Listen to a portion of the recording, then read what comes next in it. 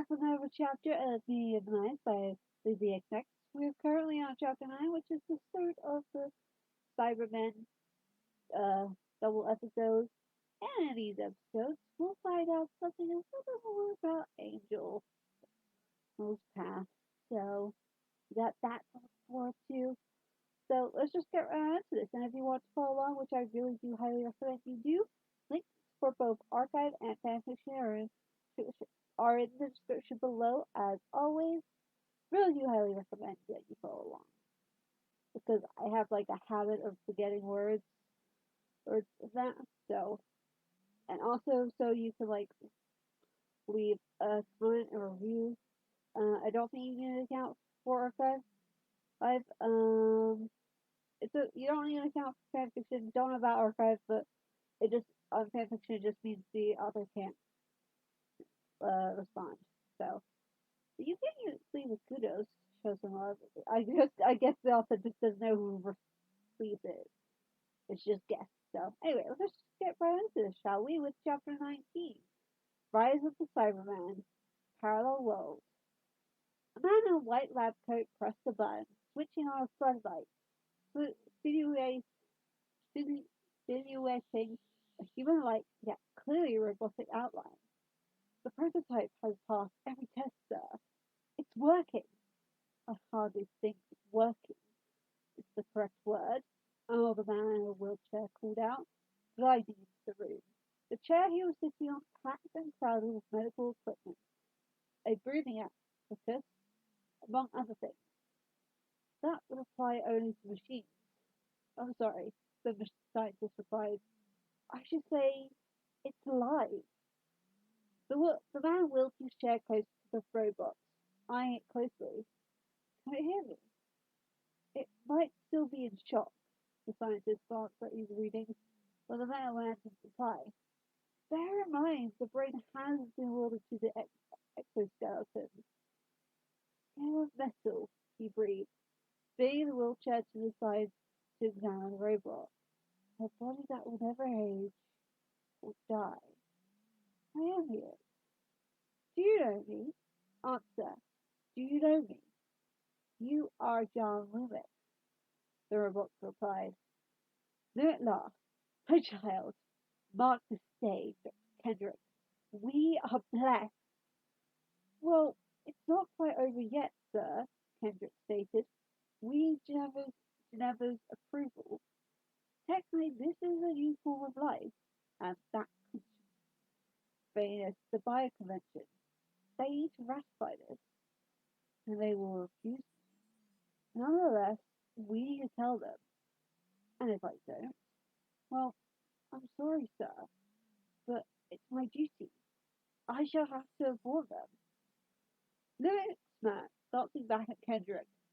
And how will you do that from beyond the grave? I don't quite understand. Kendrick shook his head. Kill him, Loomis ordered. Kendrick's smile faded as he turned around, just in time for the robot to grasp his shoulder, electrocuting him. He cried out in pain as Loomis just smiled. Captain? He called into a computer. Yes, sir?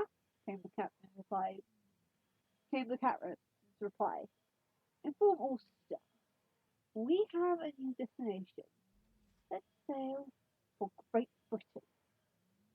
The doctor and Rose were sitting side by side on the captain's chair of the TARDIS, while Mickey stood by the console and Angel lay on her back, half under it, working away at a few wires that had blown during their last adventure. And that weird munchkin lady with the big eyes? The doctor smiled as he and Rose recounted an adventure for Vicky. Apparently, he'd been as curious as to the doctor's Rose's adventures before he joined up as Angel had been. Do you remember the way she looked at you? And then she opens her mouth and fire comes out. I thought I was going to get puzzled. Rose laughed. Thank God Angel pulled me out of the way. Yeah, 1 minute she's standing there, and the next minute, rah. They both made moves as though fire were coming out of their mouths, laughing hysterically. Mickey gave a small nod, trying to keep up, but they were just jumping around all over the place. Yeah, where was that then? What happened? Oh, it was this There's a planet thing. Asteroid. The doctor waved him off. It's a long story. You have to be there. Sorry, Mickey, Angel called, her voice just a bit muffled from under the console. I'll tell you everything as soon as I'm done. Mickey grinned. He really loved that about Angel. She never left him out, always made sure that he was up with whatever was going on around them, trying her very best so he wouldn't feel lost or confused. And, to be honest, he hadn't. Not in the last few adventures. He was actually starting to enjoy these trips. He actually managed to understand some of tech talk between the Doctor and Rose, which had surprised the Doctor quite a bit. He just smirked and said his pilot had been giving him lessons. Angel had blushed when the Doctor remarked that he understood. If Angel had been his teacher in the academy, he would have definitely paid attention more. That is, until Rose pointed out that he had failed that class because he had been paid too much attention to Angel and not what she was teaching. The Doctor hadn't even argued, agreeing fully.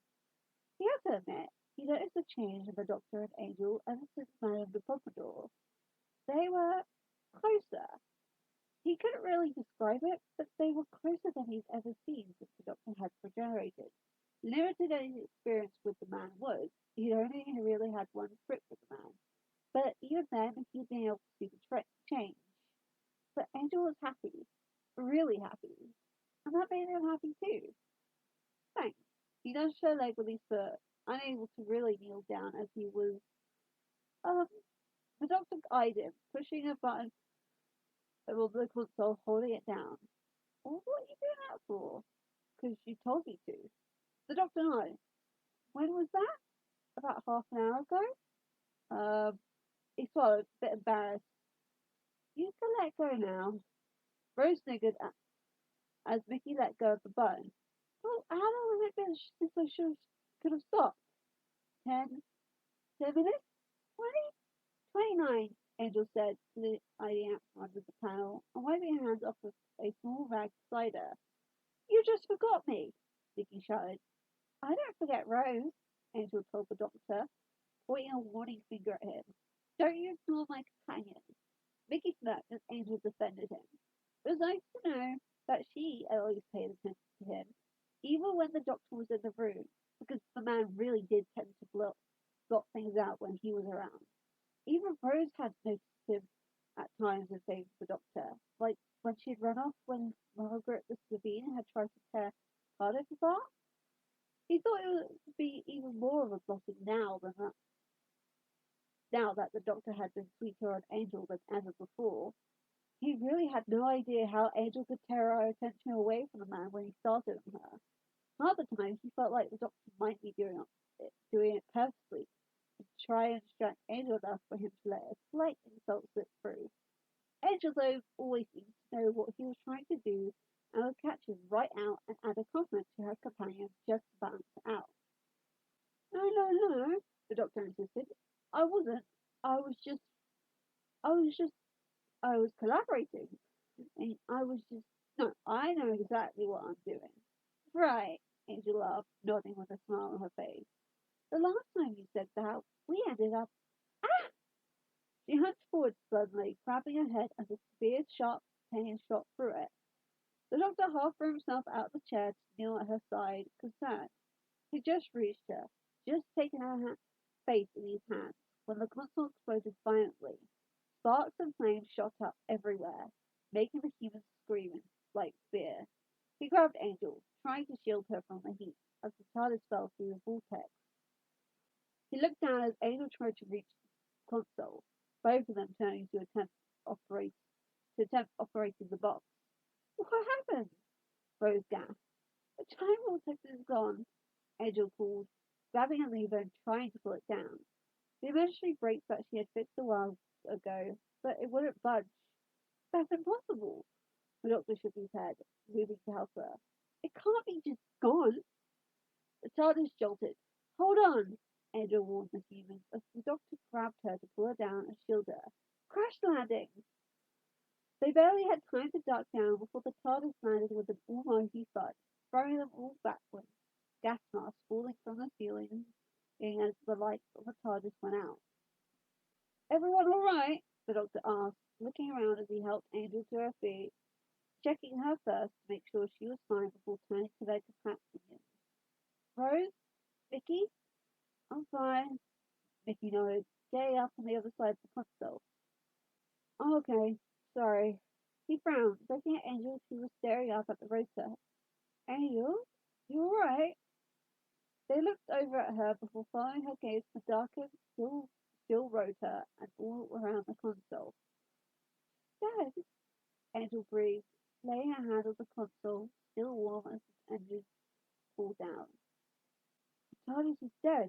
The doctor shook his head, unable to wrap his mind around that, as he stepped to her side, putting an arm around her waist, holding her close, knowing how jarring it must be for her, given her occupation on Gallifrey. This was the last TARDIS, and now it was just gone.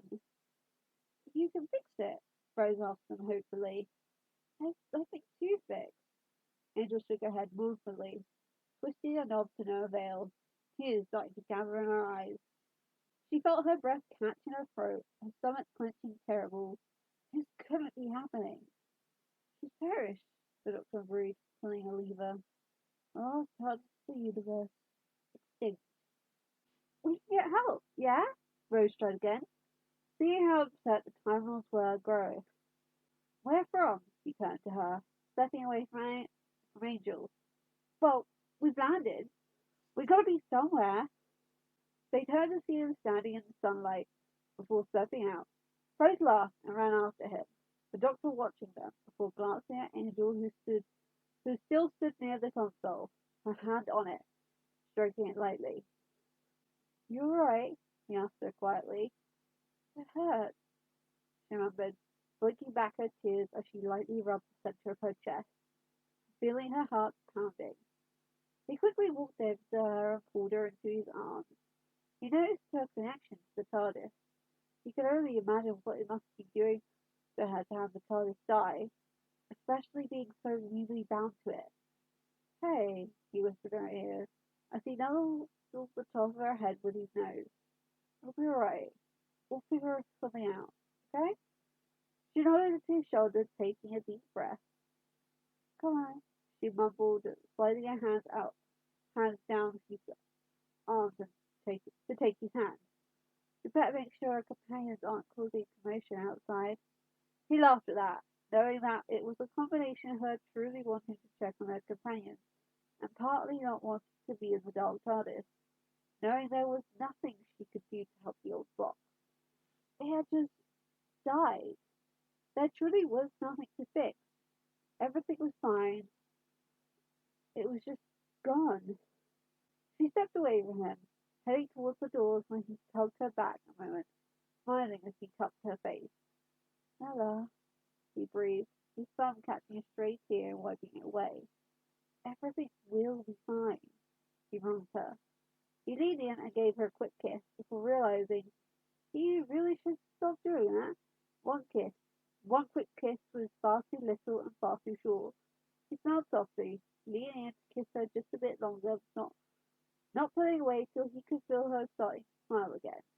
He beamed when he saw the faint blush in her cheeks and the smile now gracing her beautiful face. There it is. His thumb gently traced her lips. That smile? He winked. I love that smile. She let out a little laugh. Yeah, well, I love that grin.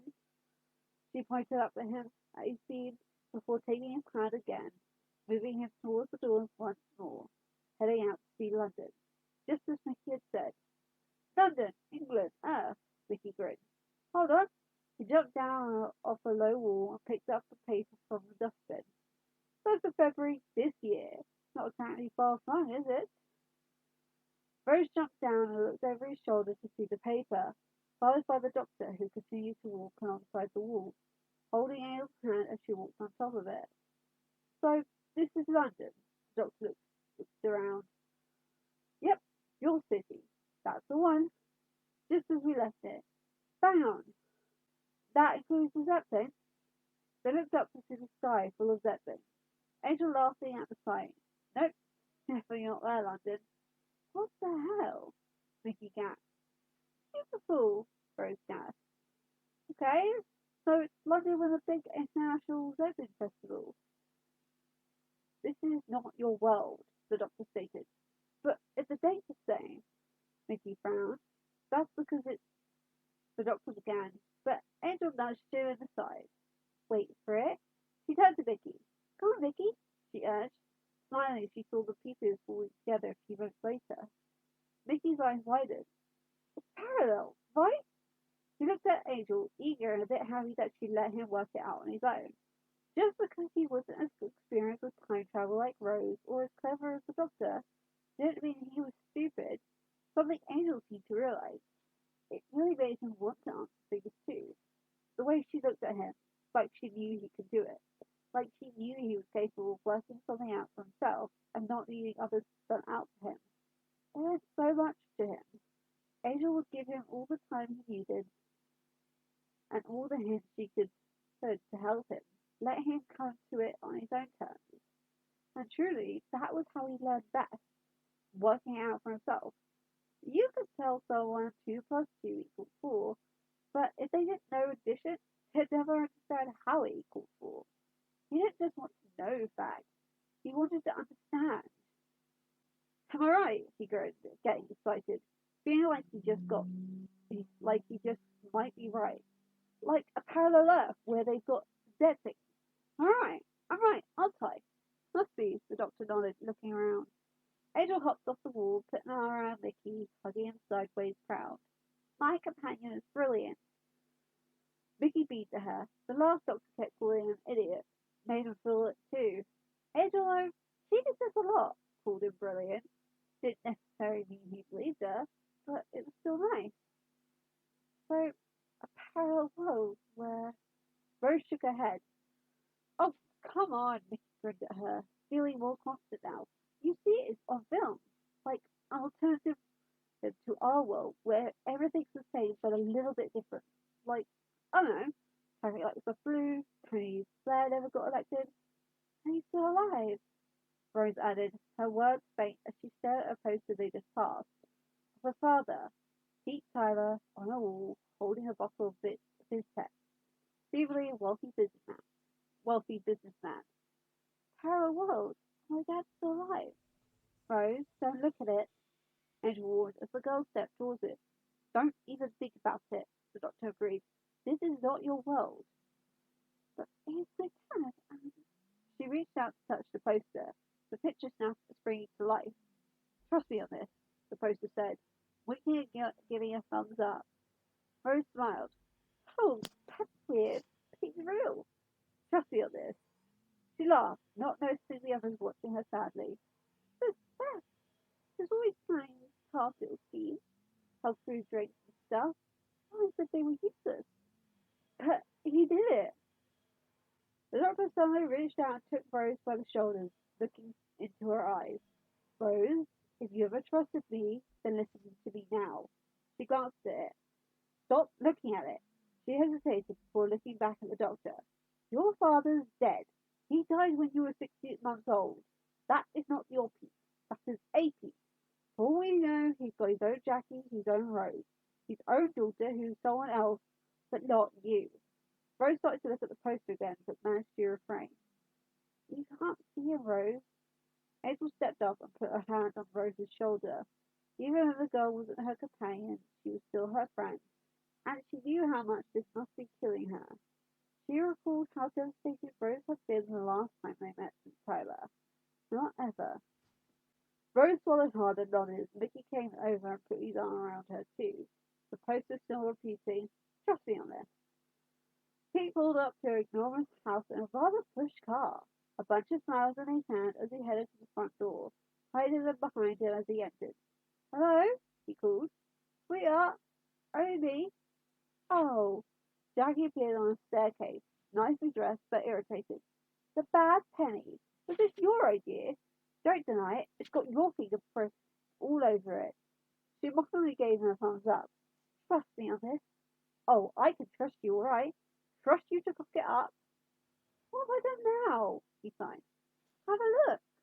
She led her into another room where the staff were putting up a huge banner reading Happy 40th Birthday as she put her hands on her hips to glare at him. What's wrong with that? 40! It says 40! You are 40! Well, I don't want the whole world telling, do I? You're having a party tonight.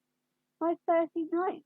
My official biography says I was born on the same day as Cuba's Gooding Jr., and that makes me 39. Thank you very much. She turned and strode out the room. Rose, come here. Rose! Pete followed her out into the hall, holding out the flowers to her. These are for the girls in the office. Happy birthday. I've got hand sculptures with arrangements by Veronica of Rage's Backett, and your secretary stopping off at a garage. She eyed them with disgust. I don't think so.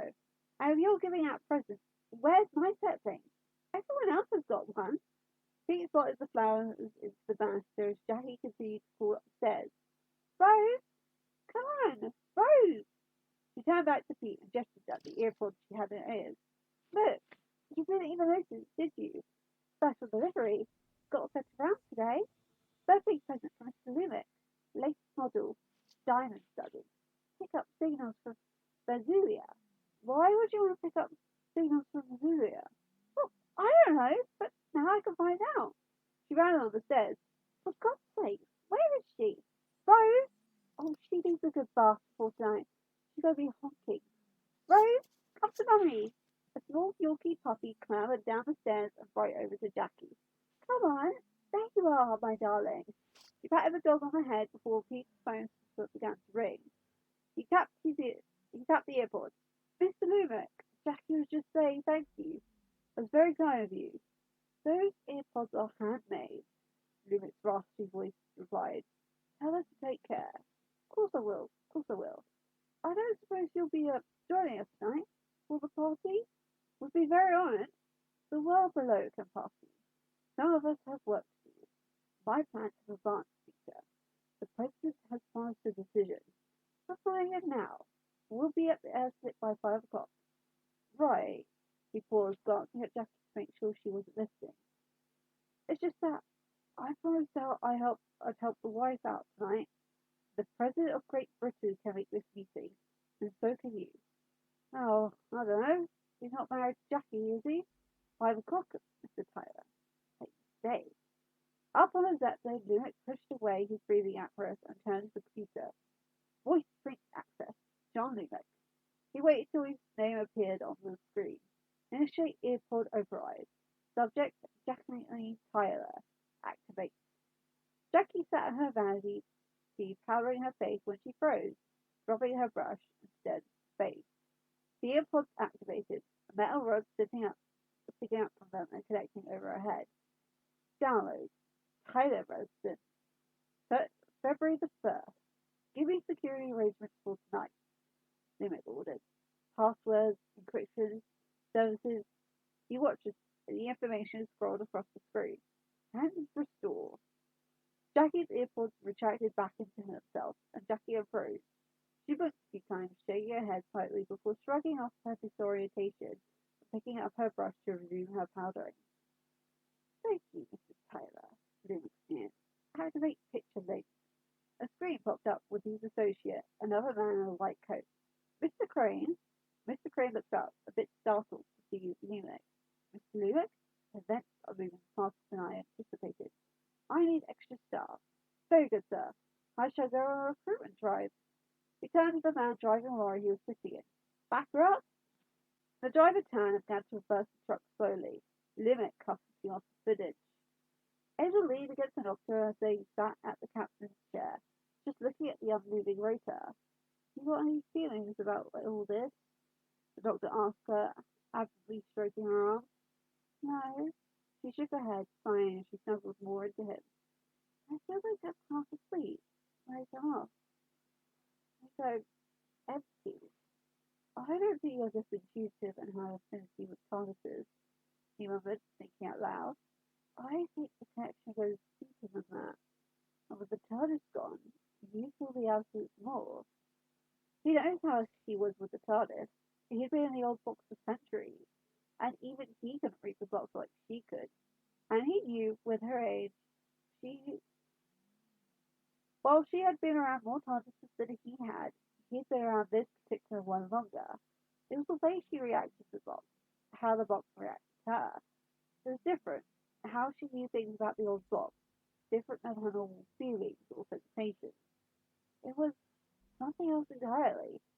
He didn't know what exactly, but he could just tell it was special. "What are we going to do?" she whispered. "What we always do." He dropped the kiss on top of her head. "Make it up as we go along, and hope for the best." Angel nodded, leaning more into him as he hugged her to his side. This was the scene Mickey walked into as he entered the darkened TARDIS. The two of them snuggled together, talking quietly. "I thought I told you to keep an eye on her," the doctor remarked, as Mickey walked over to them. "She's all right," Mickey began. "She goes wandering off," the doctor shook his head, getting up to look at Mickey more pointedly.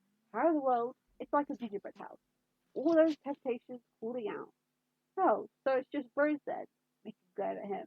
"Nothing out there to tempt me?" "Oh, there's loads." Angel got up, moving to link her arm through Mickey's for a moment, nudging him. "That's why I'm glad you came in." Mickey shot her a gentle smile as she looked over at the console. At least someone cared about him. "And how am I supposed to know?" the doctor reasoned. "I can't worry about everything. If I could just get this thing to—" "Don't kick the console," Angel called, a split second before the doctor did just that. He walked over to the cabinet's chair, grimacing in pain. "That help?" Mickey asked, slightly amused. "Yes," the doctor nodded. "Did that hurt?" "Yes," the doctor repeated, before rubbing his foot. "Ow!" "I told you not to kick her," Angel remarked. He looked at her suspiciously. "A feeling?" She smiled softly at him and shook her head. "No, I just know you." Rose strolled down the bank of the Thames, coming to sit on a bench, deep in thought, as the Zeppelin chugged softly overhead. A moment later her phone beeped and she pulled it out of her pocket. The message on the screen said, "Welcome, free trial period," and she frowned. She agreed, and footage of the news began to play. "Has good news for Great Britain as John Lumick returns to the country of his birth. Mr. Lumick, the inventor of high-content metals, has denied allegations of ill health. We're all flesh and blood, but this brain is what makes us human." A rather ill-looking man she could only assume was Lumick spoke, "and my mind is more creative than ever. With shares in Cyber's industry doubling in price, Mr. Lumick," the newsreader continued. Rose glanced up at the Zeppelins, realizing who might be inside them. She quickly looked down at her phone and closed it as the reporter went on to discuss the Portwood Institute. "We really shouldn't be here," Edward was explaining to Vicky, refusing to leave him in the dark about all this. He was her companion, and she would be damned if she let him feel as left out as the doctor had, something Vicky seemed to appreciate. She walked around the console slowly as she spoke, trying to sense if there was anything at all that could help. "A TARDIS can draw power right from the universe, but this world, it's the wrong universe.